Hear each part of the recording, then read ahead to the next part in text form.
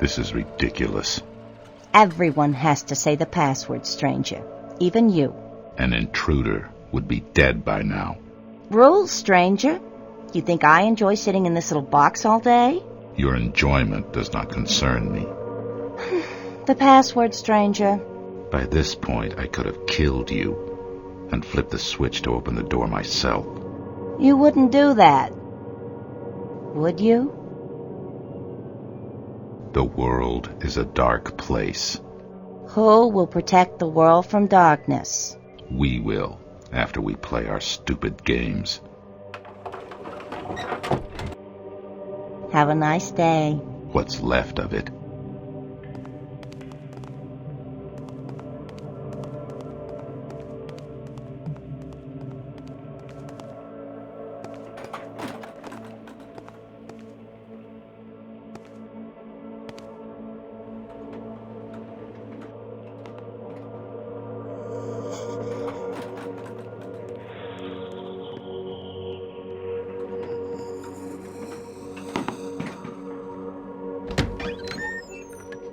Ah, stranger, I have a somewhat personal request.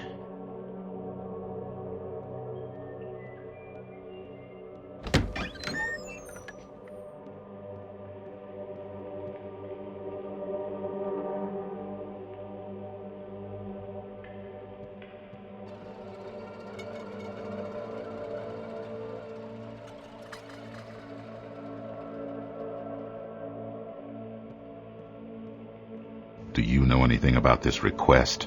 Nothing. He didn't say anything about it to us. But he does seem unusually nervous today. Don't ask me. I've only been here a couple of years, and I'm still trying to figure out this organization.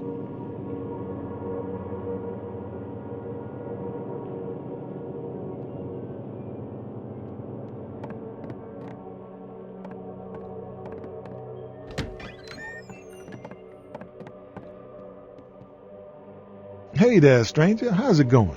All right. I'm waiting for Ken to finish a mission so we can get into some heavy training.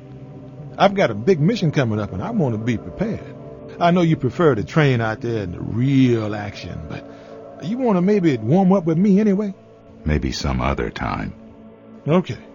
You got any pointers before you go? Don't get killed. Damn. If I didn't know better, I'd think you just made a joke. See you around, stranger.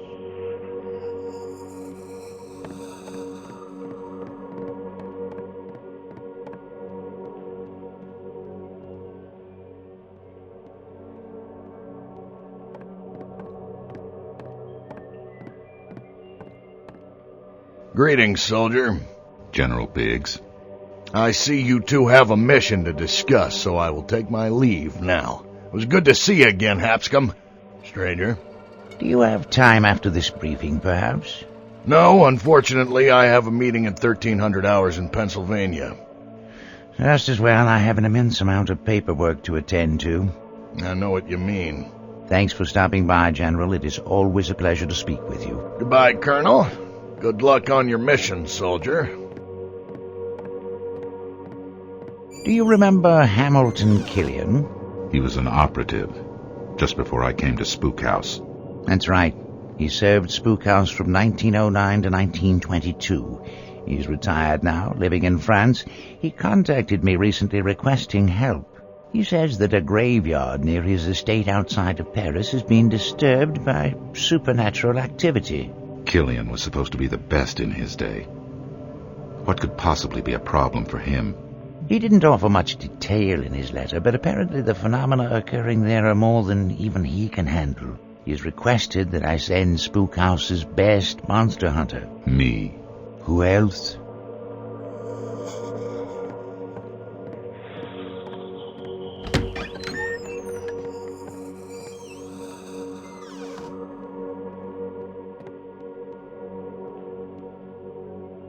What's the objective? Have you heard of Hamilton Killian? Of course. Who here hasn't? I don't know much about him. He was Spook House's best monster hunter before the stranger and I got here. He took an early retirement or something. Apparently he had a nervous breakdown. His wife was killed by a vampire. He turned into a veritable killing machine afterwards. Pushed him over the top when Spookhouse allowed Moloch to join. Moloch.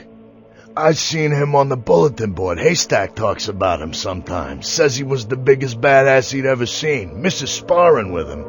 He told me that being around Moloch made you scared, like he was emitting some type of evil energy. That's the one thing Haystack wanted to overcome most.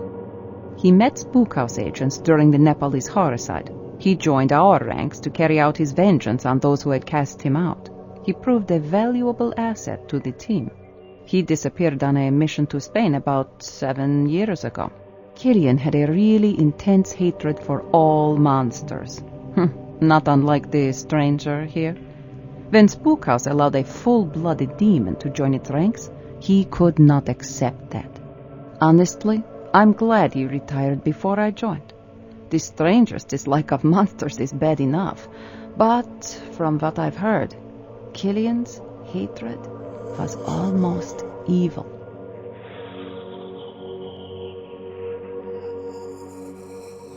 So your briefing was about Killian, huh? What's wrong? Is he dead? No. He's having some kind of trouble with monsters at his home in France. I'm surprised he's come across something that he can't deal with on his own. From what I've heard of the man, it seems odd that he can't handle it himself. You've got your work cut out for you, stranger. Hey, Svet, tell me more about Moloch and Killian.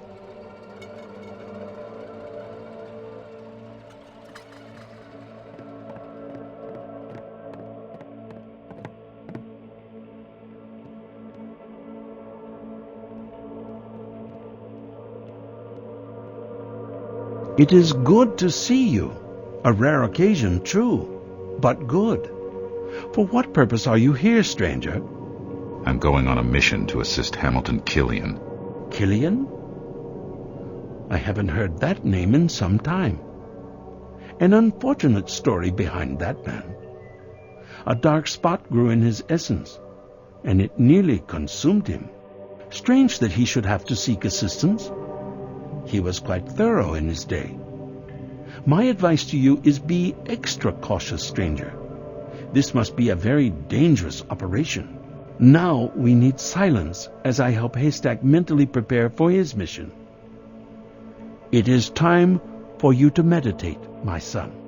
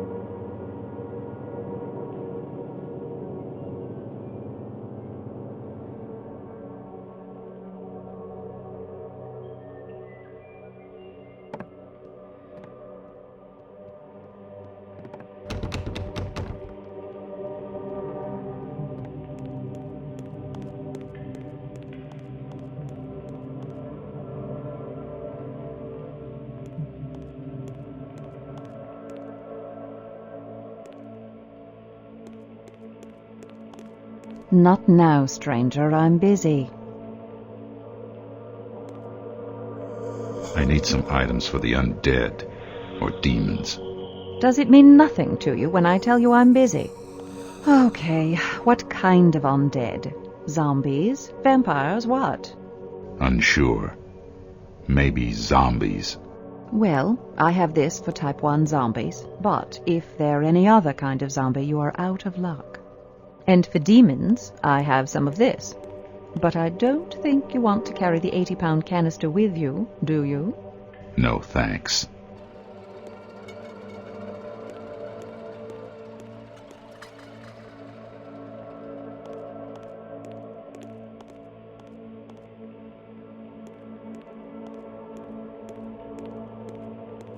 Damn it, stranger, how many times do I have to tell you to keep your hands off my instruments? The mission is a request of Hamilton Killian. Killian? Oh, God. I knew him. I came to Spook House just before he left. He was scary. The most bitter man I've ever known. I think he was already insane by the time I met him. I'm sure you've heard all the stories. I've heard a lot of stories. I'd like to know the facts. Since you were here, maybe you can set the record straight. My first official task at Spook House was to find a cure for vampirism. The case subject was a pregnant woman named Emily Killian, Hamilton's wife. It was futile. When a vampire injects its venom into a human, the human's blood changes.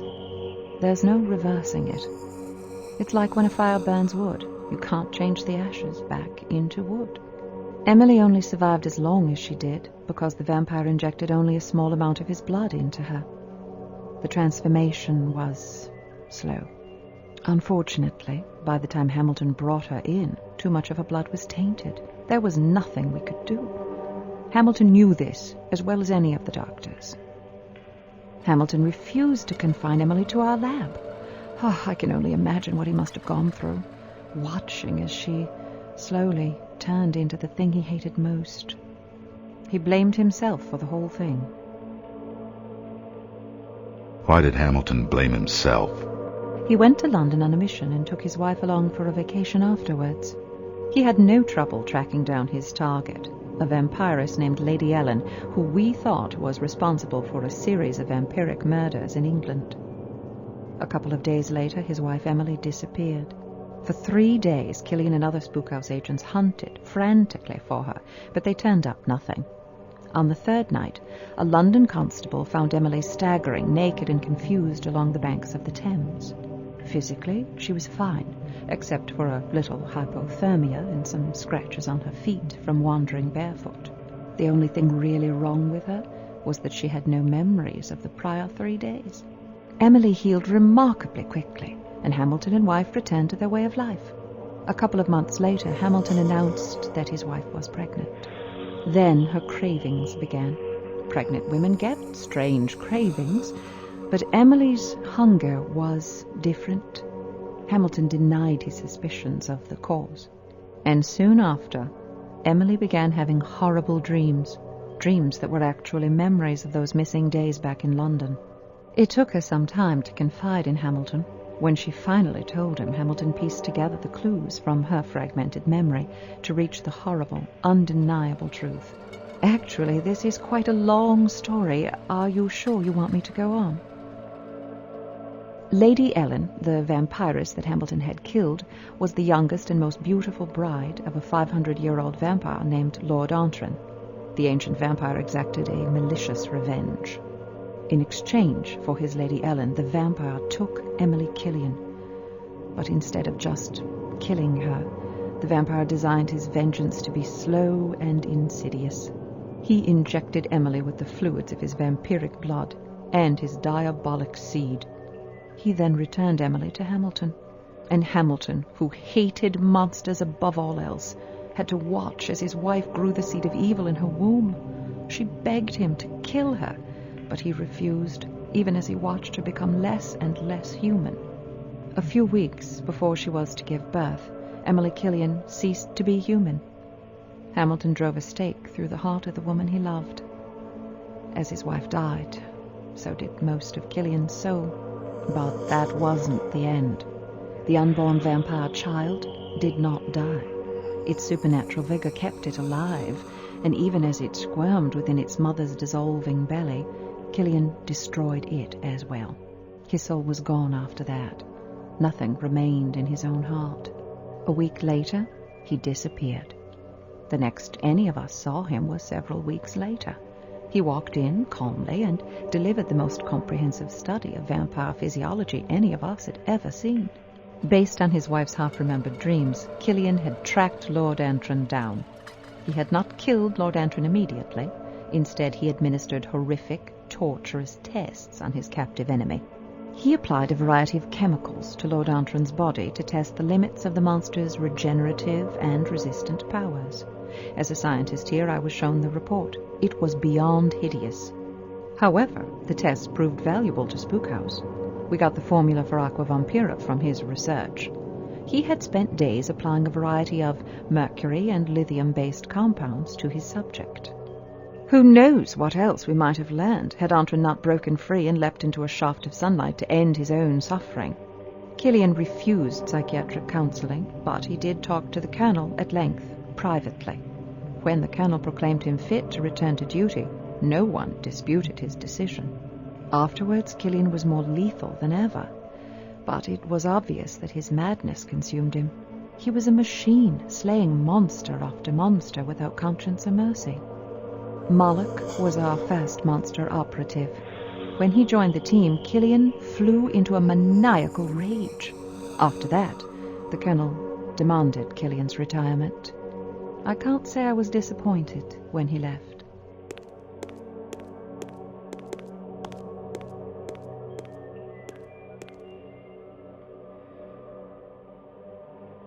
Not now, stranger. I'm busy.